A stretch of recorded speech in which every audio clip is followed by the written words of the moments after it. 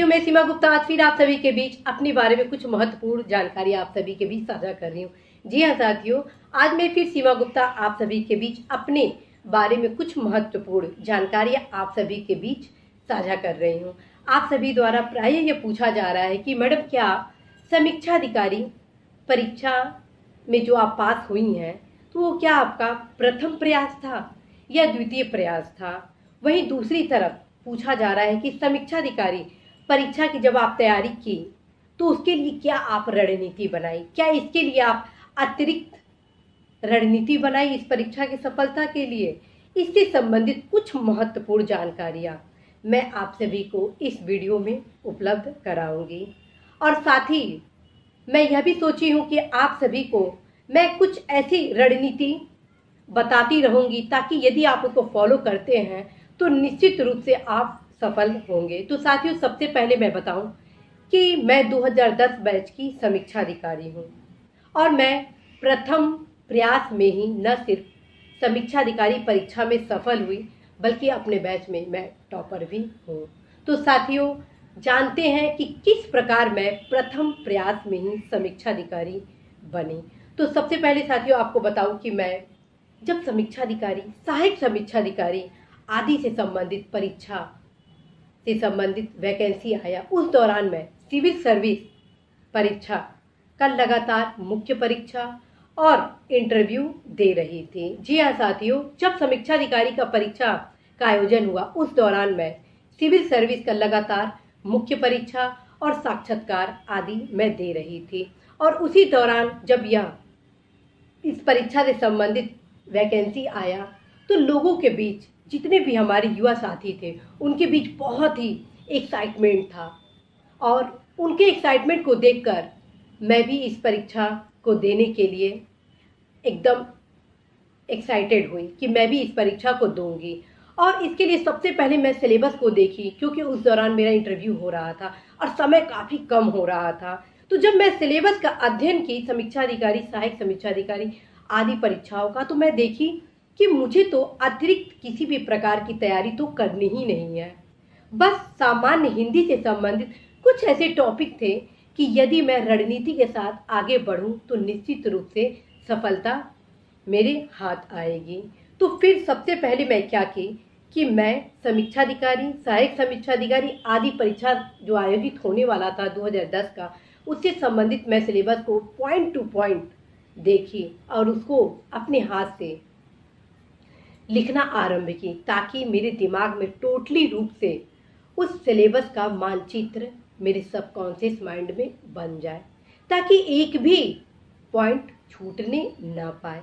क्योंकि यह परीक्षा आपके रणनीति का आधार होता है। यदि आप इस परीक्षा में सही रणनीति बना लेते हैं तो कोई आपको असफल नहीं कर सकता है। जी हाँ साथियों, यह परीक्षा आपकी सफल रणनीति का आधार होता है। यदि आप सही रणनीति बनाते हैं तो ऐसा कोई भी व्यक्ति नहीं होगा जो आपको पराजित कर दे। तो साथियों, सबसे पहले मैं इस परीक्षा से संबंधित जो सिलेबस था उसको न सिर्फ देखी समझी, बल्कि अपने हाथ से मैं लिखना शुरू कर दी। और उसको लिखने के क्रम में मुझे यह पूरा एहसास हो गया कि इस परीक्षा को मैं बहुत ही आसानी से पास कर सकती हूँ और बेहतर रैंक भी मैं ला सकती हूँ। दूसरी तरफ मैं पत्राचार का अध्ययन कैसे की, ये भी मैं आपको बताती हूँ। मैं पत्राचार का अध्ययन विभिन्न साइटों पर भारत सरकार, राज्य सरकार के जो सरकारी पत्र थे उनको मैं बार बार देखी, किस प्रकार सरकारी पत्र लिखे गए हैं, किस प्रकार अर्थशास्त्रीय पत्र लिखे गए, कैसे परिपत्र लिखा गया है, कैसे अनुस्मरण लिखा गया है। इन सभी खाकों को मैं अपने दिमाग में उतार ली और डेली एक पत्र का मैं खाका बनाती रहती थी और एक नियोजन की थी कि प्रत्येक सैटरडे या संडे को मैं एक निबंध जरूर लिखूंगी। और निबंध की तैयारी के लिए मैं योजना, कुरुक्षेत्र पत्रिका के साथ साथ जो दैनिक समाचार पत्र होते उसके महत्वपूर्ण टॉपिक को मैं कवर अप करती थी। क्योंकि उस दौरान इंटरनेट की इतनी अच्छी सुविधाएं नहीं थी, इस कारण प्रतियोगिता दर्पण क्रॉनिकल की जो योजनाएं होती थी भारत सरकार और राज्य सरकार द्वारा जो चलाई जाती थी, उनको मैं छांटती थी और अपने निबंध के हर एक टॉपिक पर एक बिंदुवार उसके लिए नोट्स बनाती थी और फिर उस नोट्स को मैं बार बार पढ़ती थी, बार बार उस पॉइंट को रखती थी, ताकि यदि उससे संबंधित कोई भी निबंध आए तो मैं उस तथ्यात्मक पॉइंट को मैं अपने निबंध में समायोजित कर सकूं। और चूंकि बचपन से ही मेरी रुचि साहित्य में रहा, इसलिए मुझे स्लोगन बनाने में किसी प्रकार की समस्या नहीं रही है। तो इस वजह से मैं निबंध की जब शुरुआत करती थी तो एक पॉजिटिव स्लोगन से आरंभ करती थी, और बीच बीच में मैं स्लोगन भी लिखा करती थी, ताकि एक हमारी जो अंतरात्मा है समाज के सुधार के लिए, युवाओं को आत्मनिर्भर, रोजगार संपन्न और देश के समावेशी विकास के लिए वो हमारा व्यक्तित्व हमारे निबंध में देख सके। तो साथियों, इस प्रकार मैं अपनी तैयारी की रणनीति को आयाम दी। चूंकि सामान्य अध्ययन की तैयारी मेरी ऑलरेडी हो चुकी थी, इस वजह से मैं सामान्य अध्ययन पर बहुत ज़्यादा जोर नहीं दी, क्योंकि कहीं से भी मेरे सामान्य अध्ययन में कमी नहीं रह गया था। बस जो कमी था वह हिंदी में था, और हिंदी के लिए मैं प्रतिदिन 1 से 2 घंटा निकाली थी। हर एक टॉपिक को छोटे छोटे बॉक्स में बनाकर उसको मैं रटना आरंभ कर दी थी, ताकि एक क्वेश्चन मेरा छूटे नहीं। और थैंक्स टू गॉड कि एक भी क्वेश्चन मेरा हिंदी में गलत नहीं हुआ। और इसी प्रकार जो मैं निबंध लिखे वह भी काफ़ी बेहतर था, जिसका परिणाम रहा कि मैं फर्स्ट अटेम्प्ट में न सिर्फ समीक्षा अधिकारी परीक्षा को पास की, बल्कि अपने बैच की टॉपर भी बनी। तो साथियों, आज मैं आपको बताई इस वीडियो के माध्यम से कि मैं प्रथम अटेम्प्ट में ही समीक्षा अधिकारी परीक्षा को पास की हूँ, और बहुत ही रणनीति के साथ, आसान लक्ष्य के साथ। तो साथियों, आप सभी को मेरे द्वारा ऐसे महत्वपूर्ण टिप्स दिए जा रहे हैं जो मेरे जीवन के महत्वपूर्ण अनुभव का परिणाम है। आप सभी को यही कहना है कि यदि आप आईएएस पीसीएस की तैयारी कर रहे हैं तो अवश्य ही समीक्षा अधिकारी की परीक्षा दीजिए, और यदि आप समीक्षा अधिकारी की तैयारी कर रहे हैं तो जरूर आईएएस पीसीएस परीक्षाओं के साथ साथ आप अन्य वनडे जो एग्ज़ाम है उसको भी दीजिए, क्योंकि हम सभी युवाओं का यह कर्तव्य होना चाहिए कि सबसे पहले हम आत्मनिर्भर, रोजगार संपन्न हो, उसके बाद हम एक अपने जो नेक्स्ट जो ड्रीम होता है उसको अचीव करने की ओर आगे बढ़े।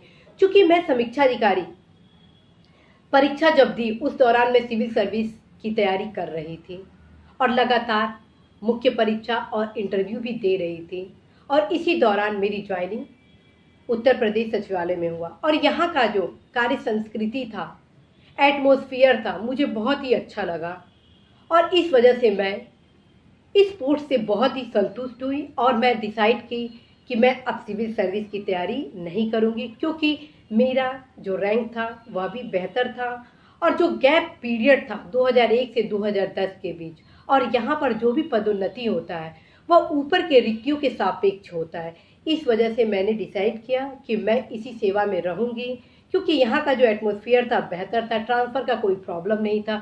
दूसरा, इस सर्विस में स्टेबिलिटी बेस्ट। अदर हैंड जो आप देखेंगे कि यहाँ की जो फैसिलिटी प्रोवाइड कराई जाती है शासन के अधिकारियों को, वो भी बेस्ट है। इन सभी कारणों से मैं निर्णय की कि मुझे अब सिविल सर्विस परीक्षा देने की आवश्यकता नहीं है, क्योंकि टोटल वो फैसिलिटी मुझे अपने इस पद से मिल रहा था, बल्कि स्टेबिलिटी एक्स्ट्रा मिल रहा था।